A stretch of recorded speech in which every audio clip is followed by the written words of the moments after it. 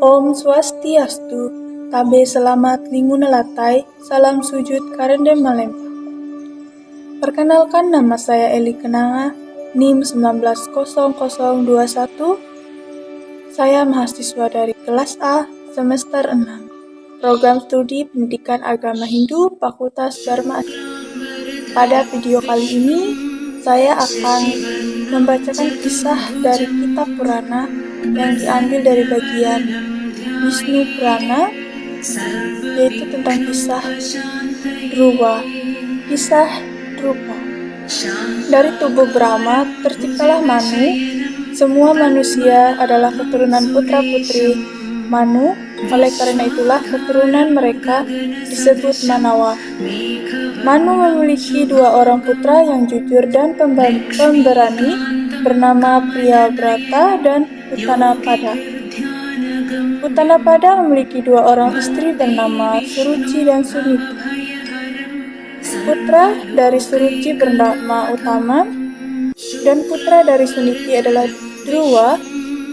Raja Utanapada lebih menyukai Suruci daripada Suniti dan lebih menyukai Utama daripada Dhruva. Suatu hari, Dhruva mendapatkan bahwa Utama duduk di pangkuan ayahnya yang duduk di singgasana. Maka naluri seorang anak kecilnya mendorong untuk ikut naik ke pangkuan ayahnya. Akan tetapi, Suruci memarahinya dengan berkata bahwa ia tidak boleh memiliki apa yang dimiliki oleh Utama. Ia harus selalu ingat bahwa tahta itu hanya diberikan kepada Utama dan bukan Dhruva. Menerima perlakuan itu, Dhruva menjadi marah. Ia berlari kepada ibunya dan ia pun memberitahu ibunya tentang apa yang telah terjadi. Suniti berusaha menghibur anaknya dengan berkata bahwa manusia menderita atau bahagia tergantung pada perbuatan masa lampau. Jika orang melakukan perbuatan baik semasa kehidupan lampaunya, maka dalam kehidupan yang sekarang ia bisa saja menjadi seorang raja dengan payung kebesaran, menutupi tahtanya, dan mengendarai kuda dan gajah yang istimewa. Suruci dan Utama mungkin telah melakukan perbuatan-perbuatan yang baik di masa lampau hidupnya, dan mungkin dia dan putranya Dhruva telah melakukan perbuatan yang tidak baik, dan apa yang diterimanya tidak patut disesali. Orang yang bijak akan selalu puas dengan apa yang didapatnya. Jika Dhruva benar-benar kecewa atas apa yang dilakukan oleh Suruci, maka seharusnya ia tidak bersedih hati, dan sebaliknya ia harus menghabiskan waktunya untuk berbuat baik, alim dan berbuat tanpa pamrih. Kata-kata ibunya membuat Dhruva tenang dan memaklumi semua yang telah terjadi. Ia berkata, "Ibu, kata-katamu telah memberikan kedamaian kepadaku. Aku akan berusaha untuk mendapatkan posisi tertinggi dengan usahaku sendiri." Memang benar, sang raja menyayangi Suruci dan Utama. "Aku bukan putranya, tapi aku adalah putramu. Aku akan menunjukkan padamu apa yang bisa aku lakukan. Biarkan Utama yang mendapatkan tahta karena aku tidak mau memiliki sesuatu yang menjadi milik orang lain. Dengan usahaku sendiri, aku akan mendapatkan apa yang belum pernah didapatkan oleh ayahku sendiri." Setelah mengatakan itu, Dhruva kemudian pergi dari istananya. Tidak jauh dari istana itu ada sebuah hutan. Di hutan itu, ia menemui 7 resi atau sapta resi. Ia kemudian bersujud di hadapan mereka dan berkata, "Hamba Dhruva, putra Utanapada dan Suniti. Hamba sedang sedih, oleh karena itulah hamba datang kepada Anda." Para resi itu heran mendengar kata-kata Dhruva.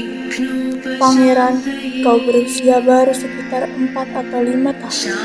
Tak ada yang akan membuatmu bersedih. Kau tak perlu khawatir. Ayahmu adalah seorang raja dan beliau masih hidup. Kau juga tidak tampak sakit dan sebagainya. Lalu kenapa kau bersedih hati? Dhruwa kemudian menceritakan tentang segala yang terjadi pada dirinya. Ia berkata bahwa dirinya tidak menghendaki kekayaan dan atau kerajaan. Ia hanya punya satu keinginan, yaitu pergi ke tempat yang tak seorang pun pernah menampakkan kaki di sana. Maka, para resi itu menyarankan mereka untuk berdoa kepada Wisnu. Mereka mengajarkan Dhruwa mantra yang digunakan untuk berdoa pada Wisnu. Dhruwa kemudian berjalan menuju pinggir sungai Yumana. Wilayah ini dikenal sebagai Madhuwana karena wilayah ini dikuasai oleh seorang raksasa yang bernama Madhu. Dalam Ramayana dikatakan bahwa Satrugana berhasil mengalahkan keturunan Madhu, yaitu Lawana, dan mendirikan kota bernama Mathura. Di sanalah Dhruwa berdoa. Ia berdoa begitu tulus sehingga para dewa pun mulai terganggu. Mereka melakukan berbagai cara untuk mengganggu tapa Dhruwa. Berbagai jenis raksasa dan asura datang menyerang.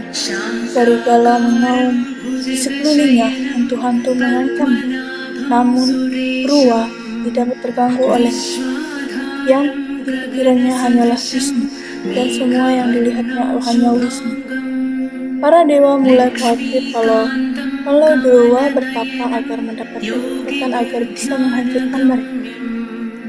Kalau Dhruwa ingin menjadi Indra, Kudera, atau Surya, maka mereka pun pergi menghadap pada Wisnu memohon agar beliau menghentikan tapanya yang dilakukan oleh Dhruwa.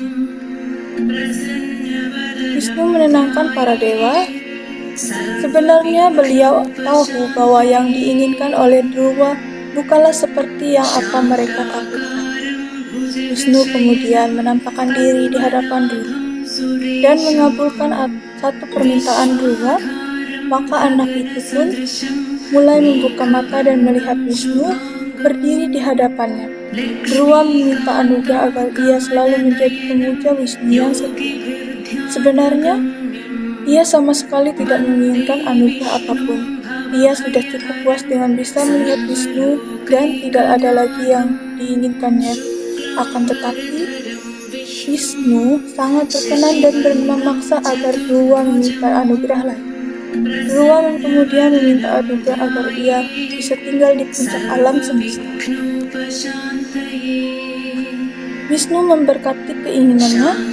Beliau juga memberitahukan bahwa dalam kehidupan yang sebelumnya, ia adalah seorang Brahmana yang memuja Wisnu dengan setia. Brahmana ini mempunyai teman seorang pangeran yang kaya raya dan takwa. Setelah mendapatkan anugerah Wisnu, Brahmana ini kemudian menginginkan agar ia lahir sebagai seorang pangeran dalam kehidupan selanjutnya. Oleh karena itulah, kemudian ia lahir menjadi Dhruva, putra dari Raja Utanapada. Tapi karena Dhruwa tidak lagi menginginkan kerajaan atau kekayaan, Wisnu kemudian menempatkannya di tengah langit sehingga seluruh bintang berputar mengelilinginya. Ibunya, Suniti, juga ditempatkan di langit di dekat.